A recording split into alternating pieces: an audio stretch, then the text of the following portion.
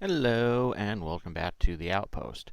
I know I said I was going to get to the multi-block farm, but first I wanted to show you a couple of things I've been doing in the meantime just to get ready for that.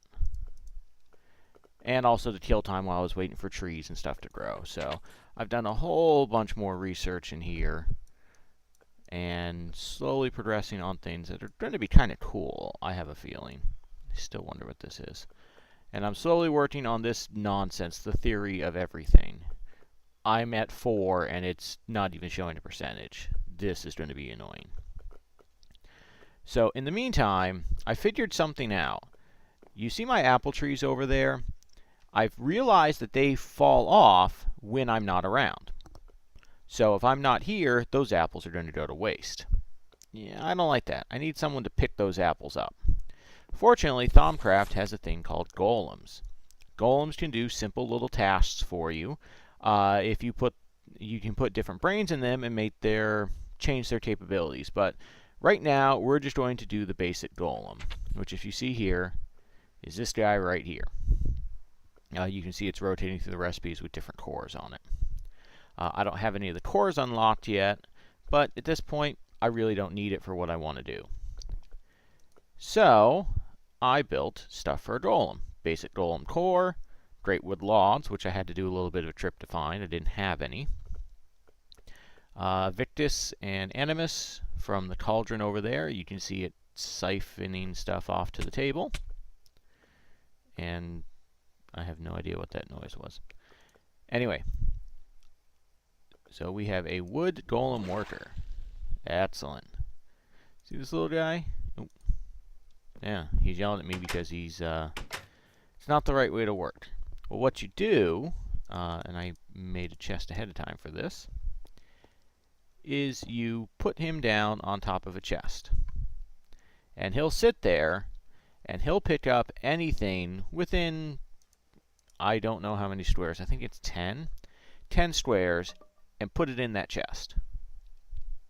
Oh, there he goes, and oh, good boy. Some of the different cores you can do, like the intelligent one, I think limits him to what he picks up. So you can tell him, like, I think it's 2 or 3 things to pick up, and he won't pick up anything except those couple things.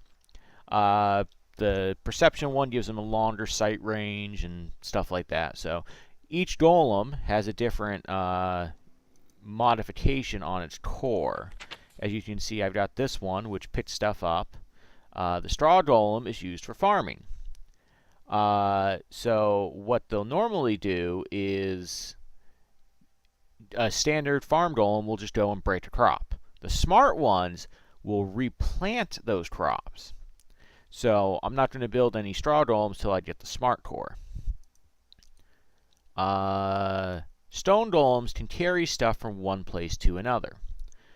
So if, say, I wanted these apples to do something else, I could put a stone golem here. He'd take the apples out of this chest and bring them somewhere else. That may be something useful for later. To pick up a golem, just whack it with the wand. Haha. And you get your golem back. So what I'm going to do is I'm going to take this guy, and I'm going to put him and his chest over here near the apples. So smack it like that. Drop him there. And he will now pick up all the apples, and he will keep them for me. And then once I need apples, I can just come over here and get some apples. That's pretty cool, huh? Good boy. Keep at it. If you guys can think of a name for this guy, let me know, and we'll give him a name. Yeah, quit looking at me. Anyway, another thing that happened while I was gone is I finally got 4 chestnut saplings. My bees had been busy producing for a while. I got 4 saplings, like I said, and then I turned the bee machine off. I didn't need it to pollinate any more trees because all I needed was the chestnut. So in the meantime, I'm just going to pop these trees down using my handy-dandy Tinker's Construct log felling axe. Ooh, it's actually kind of neat looking wood. That doesn't look good, but the logs look good. And then we'll bash smash this one down. Cool. Yeah, lots of walnuts, you see. So, oh, I got another chestnut sapling. We're going to actually take this one over here, just as it's nice and open at this point. And we'll take some bone meal. Come on. Come on. There we go. Of course, last bone meal. Now we have chestnuts. Excellent. So I can take the grafter, which I think, yeah, I left the grafter back in the house. I can take the grafter and graft any of these leaf plots and get more saplings. So I now have effectively as many chestnut saplings as I need. Very useful. And this is all coming down, which is fine. And I'm going to clean up these flowers eventually because they're starting to bug me. Wow, that's a lot of walnuts. Anyway, so now that we have the chestnut thing going, I am going to put together the multi-farm blocks and show you guys how to use that, but that's a long process getting those things together, so I'm going to do that off camera, which I will do after the break. But the other things I wanted to show you that I did set up was I now have a peat-fired engine and a pulverizer, which you guys will recognize from the other world. But in this world, for some reason, it requires cobalt in its recipe instead of, I believe it was tin in the other world. And I'm not quite sure why, but fortunately, my good buddy whose house I'm borrowing happened to have a couple cobalt bars. Cobalt is really, really annoyingly difficult to get a hold of. So, luckily for me, I had some cobalt. Or he had some. So, in the meantime, I'm just going to plonk the pulverizer down there. You'll see normal pulverizer. Two type of engines that I think I'm going to be using, at least for the meantime. One is the peat-fired engine, which simply you put peat in here, hit it with a redstone signal, so a lever, and it will turn on and start producing power. At this point, I don't have anywhere to store the power, so once I start using this, I'm going to have to switch it on and off when I need it.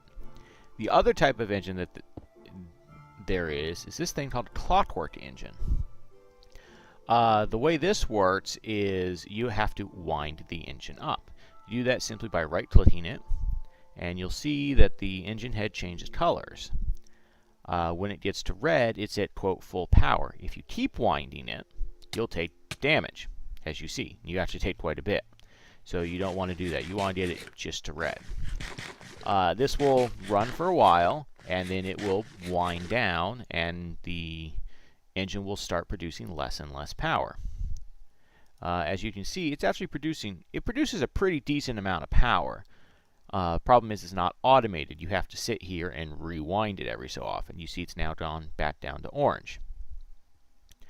You can stop it whenever just by right-clicking it, rewind it, and it'll keep chugging along. But like I said, it's not the best engine because you do have to wind it again. But it's not so bad because it doesn't use fuel. So, or if it uses fuel, it uses your hunger bar. So, gonna leave this stuff here. Actually, I'm gonna I also made a powered furnace, but I don't have any use for it just yet. I'm sure I'll be using it eventually. But this stuff is just going to chug along here for now. Just build up some reserve power in the pulverizer, might as well. And I think in the meantime, I'm going to get the multi-farm blocks built up, and we'll probably set that up over where the chestnut tree is at the moment. So I'll be back in a little bit once I get all that stuff made up. Okay, I now finally have all the materials I need to create the multi-farm. This took a lot of... There's a bat here. This took a lot of materials to gather. These farm blocks take quite a bit. They take stone bricks, some copper, some wood slabs, and electron tubes, which if you've never made electron tubes require a thermionic fabricator, which is from forestry again. Thermionic fabricator. which is this thing, sturdy casing, so that's bronze, gold, a chest. The way that works is you put glass in one side, you give it a lot of power, so I had to use a peat-fired engine and my clockwork engine. And then you put the pattern in there and it will melt the glass and you can make the electron tubes. This is a copper one. I'll show you what those are for in a bit. But you need some tin ones for these, and then each of these blocks, which is also required for the farm, requires a farm block. So I had to make 60 farm blocks total. And then gearbox, hatch, and valve is just a combination of glass, tin gears, and hatches. So it's a lot of stuff. So in the meantime, I've set up the preparation for what I need, and that looked like there was a monster down there. Yeah, I've set up the preparation for what I need to make this, you look stuck. That's fine. Bow and some arrows. Okay. I've set up the preparation for what I need to put my multi-farm down. So, first off, I'm going to come down here, and I'm going to set up the bottom layer of this structure. So I'm going to chip one away and place a row of farm blocks down, another row of farm blocks down. Actually, I took out the wrong piece. I will clear this access port a little bit more later. I just wanted to show you guys. So 1, 2, 3, 4. Now in the middle, I'm going to put a valve. This allows you to put water into your farm. Most crops require having a water source. So by adding a valve, you can put water in automatically. Now I'm actually going to have to pick up this torch, because what I'm going to do is I'm going to use our good friend the Oculus accumulator. Put him here. He'll slowly start collecting water, but we need the water to go faster. So we're going to... I grabbed a couple water buckets earlier. Nope. Yeah, I knew that was going to happen. So we got one there. And one over here. There we go. And now I should be collecting water in the multi-farm. Unfortunately, we can't see it yet because it's not finished. I'm actually going to clear out a little bit more dirt up here so you can see the change that happens when this thing is done.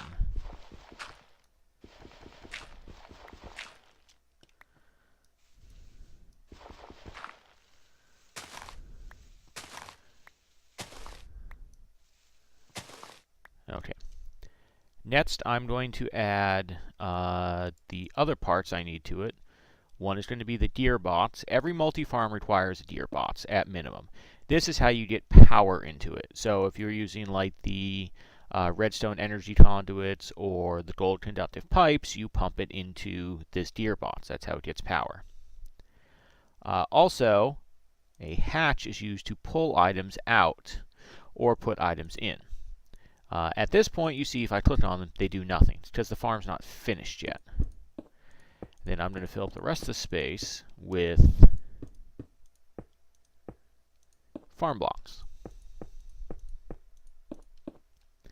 Now this particular farm I designed to be 4 blocks high and this wide. So I should have exactly enough farm blocks. And come on. Oh, there we go. Now, as you can see, when it's done, this big black band will wrap around it, and it tells you it's a valid farm. As you can see, it's filling up with water. Now, currently, this farm is set to be an arboretum, which means it will grow trees, chop the trees down, and store the wood here in the output slot. Well, we don't want it to do wood. We want it to do chestnuts. Now, if I put the chestnut trees in there at the moment, it would just plant the chestnut trees, chop the wood down. We want the chestnuts themselves, so we need to make this an orchard.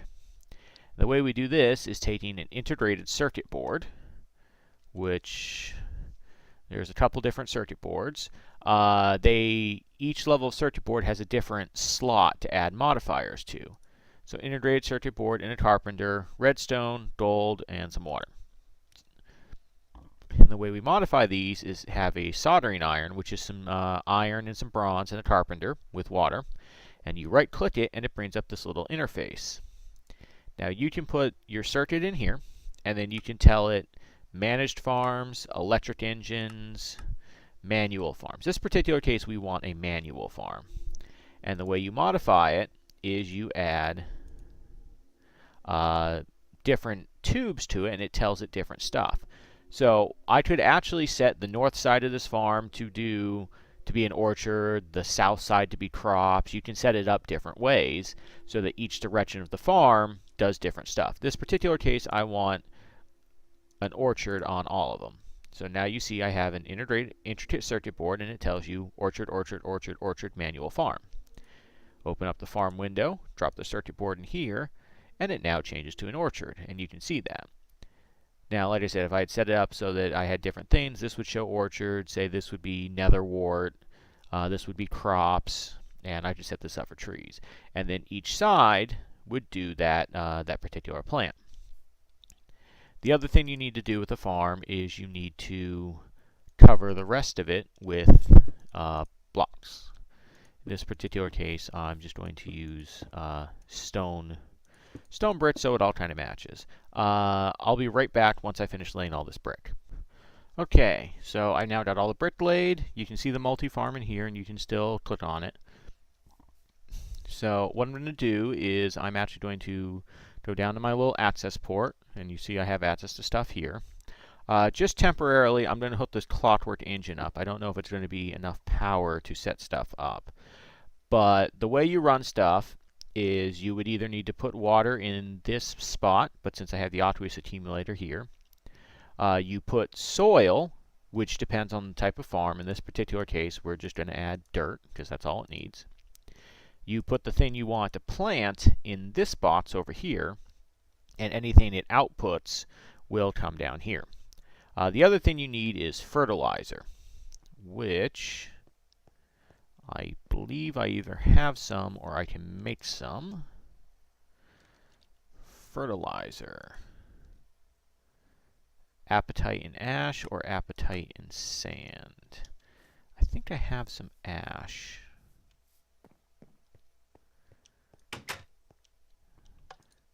Uh, 7 ash. Where's my apatite? Okay, I know I have some more ash over with the peat engines. You get ash from cooking peat. It's a byproduct. You'll get it every so often. So we'll come over here. Here's my peat engine. There we go, ash. Okay, so put some apatite in the center, surround it with ash, and we get 32 fertilizer. Excellent. So eventually, when I get this set up temporarily to have the peat-fired engines, I can use the leftover ash to make fertilizer to continue to power the thing. So we come over here. Now, the fertilizer will last a long time. I've seen these things run forever and like almost never run out of fertilizer, but you do have to restock it eventually. So if we get this powered up, hopefully, yep, okay, now it's ticking down. And hopefully we'll start to see this tick down the dirt. Like I said, it may not be enough power. I'm not quite sure. I want to get this thing.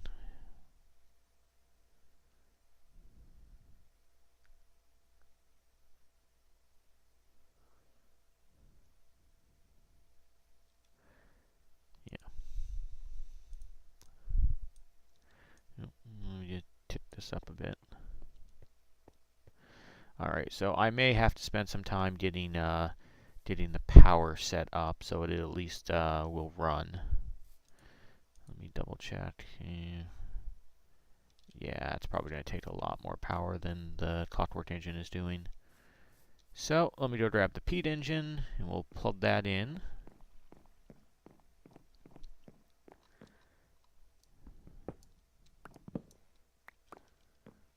Only 2 pieces of peat. Alright.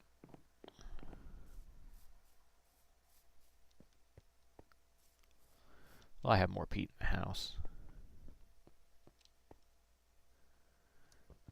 Pop this off. Throw that there. Throw the peat in. Alright, so eventually this will power up and it will get going. So I think in the meantime, what I'm going to do is I'm going to spend some time with the clockwork engine and some of the thermal expansion machines and make some energy conduits, redstone energy conduits, so I can get more than one engine hooked up to this machine. And then we'll get the farm going, and then I will show you how it works. So that, I believe, is going to be next episode. So thanks for watching. If you could like, share, favorite this video, comment if you have any questions. Other than that, have fun.